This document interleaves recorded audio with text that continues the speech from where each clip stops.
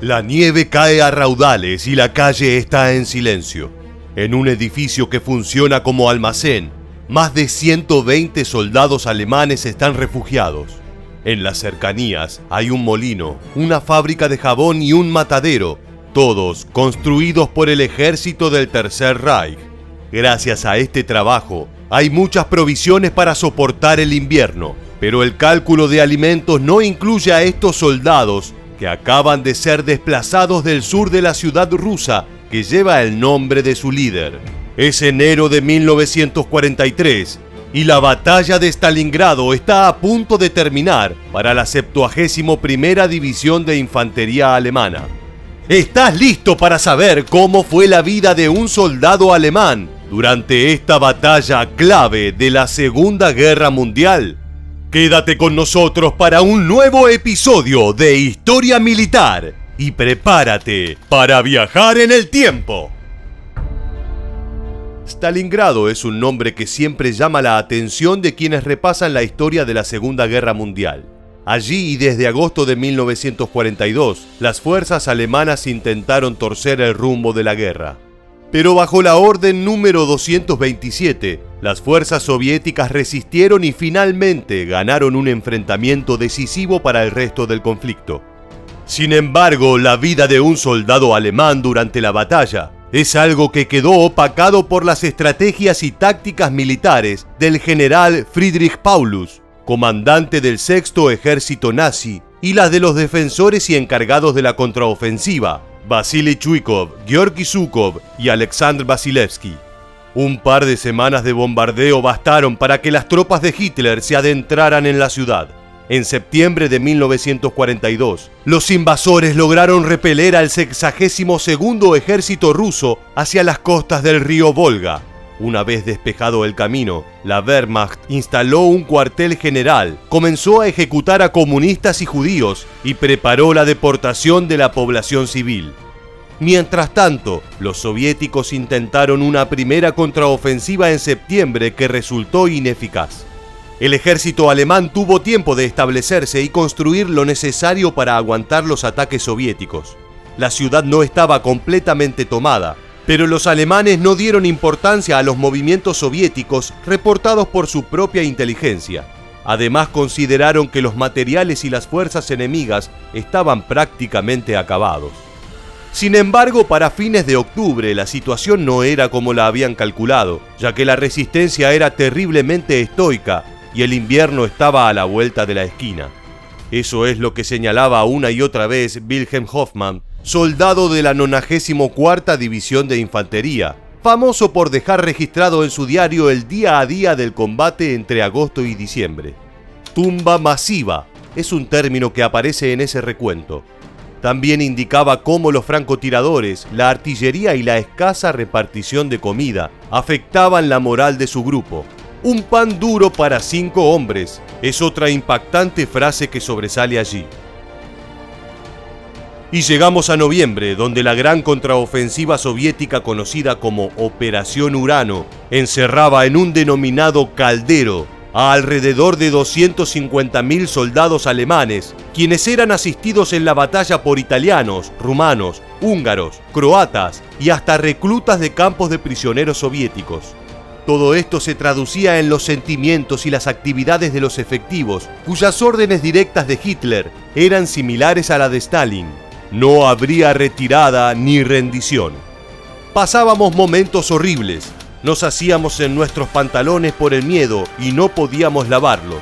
Conseguíamos unos nuevos de los muertos, explica Johann Scheins, conductor de camión para la 16ª División Panzer que condujo el avance hacia Stalingrado. Scheins representa la parte más dura del conflicto, en la cual un tanque era 1.000.000 de veces más valioso que un soldado para la mayoría de los oficiales.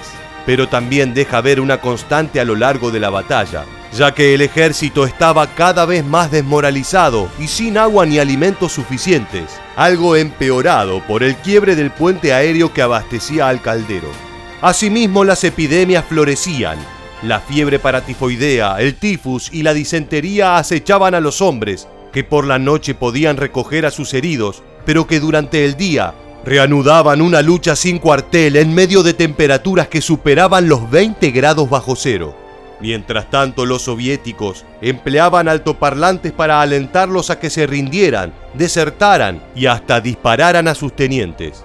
Incluso les pasaban tango para desmoralizarlos. Disparamos a nuestro propio teniente porque nos hacía marchar como castigo a plena vista de los rusos. Era un sábelotodo, un insensible y no tenía idea de cómo cargar una carabina, recuerda James. Tampoco faltaban los episodios de confusión a causa de los edificios en ruinas que eran ocupados por uno u otro bando. Los soldados alemanes podían encontrarse de golpe con los soviéticos al otro lado de una puerta o debajo de ellos, como le ocurrió a Gerhard Munch, comandante de un batallón de la 71ª División de Infantería. Defendíamos el primer piso, los superiores y la mitad del sótano. Los rusos ocupaban la otra mitad. Fue una de las experiencias más raras. También hay que mencionar el intento de mantener una relación de confianza entre comandantes y subordinados. Ese fue uno de los factores que, según Munch, mantuvo la capacidad de lucha alemana a pesar de la inanición, el congelamiento y el saberse prácticamente derrotados a fines de diciembre. Comíamos tanto como ellos para el desayuno, un pan duro y un poco de carne de caballo. Eso era todo. Para entonces miles de cuerpos podían verse en la planicie al oeste de la ciudad, los cuales no podían ser enterrados debido a la nieve. ¿Y qué sucedía por el lado de los altos mandos? Para muestra solo basta mencionar que Hermann Göring, vicecanciller del Tercer Reich, comparaba a los soldados nazis con los héroes de leyendas germanas y afirmaba que debían ganar. La realidad indicaba que si bien la invasión había funcionado al principio, la capacidad del ejército se había desgastado rápidamente y sus hombres ahora solo atinaban a despedirse de sus novias, como el teniente Gerhard Hindenlang. Simplemente le decía adiós. Desde el principio nunca creí que volvería a casa. Esa misma realidad hacía que, por ejemplo, alrededor de 300 efectivos tomaran la decisión de suicidarse de forma colectiva con granadas a la orilla del río Volga, algo que el conductor James, ya prisionero de los soviéticos y con apenas 30 kilogramos de peso, no quiso hacer. A James y sus compañeros los hacían permanecer semidesnudos al aire libre a la noche y contar la cantidad de hombres. Muchos de ellos se desmayaban y quedaban allí. A la mañana siguiente ya estaban muertos. Si bien generales como Walter von Seydlitz-Kurzbach habían dado permiso a cada batallón para actuar y rendirse independientemente según sus condiciones, había más de 300.000 soldados muertos para cuando la lucha terminó. Eso sin contar los que fallecerían en los campos de prisioneros de la Unión Soviética y sin contar tampoco los decesos de sus aliados europeos. Todo se había resumido en un feroz combate cuerpo a cuerpo entre las ruinas de una ciudad industrial, con cañones, tanques y aviones sacudiendo cada rincón. Para cerrar, podemos volver a Gerhard Munch. En una ocasión, un periodista lo entrevistó con motivo de su experiencia en Stalingrado y le preguntó por qué no se habían rendido. Le contesté que no entendía la ética de los soldados ni su situación, no tenían punto de comparación. Además, ellos pensaban al principio que la guerra estaba siendo exitosa, explicó. La pregunta ahora va para ti. ¿Crees que Alemania debió retirarse de la lucha en Stalingrado? Déjanos tu comentario en la bandeja aquí debajo. También te invitamos a suscribirte y activar las notificaciones para conocer muchos más sucesos militares que dejaron su huella en la historia. Muchas gracias por acompañarnos y hasta el próximo video.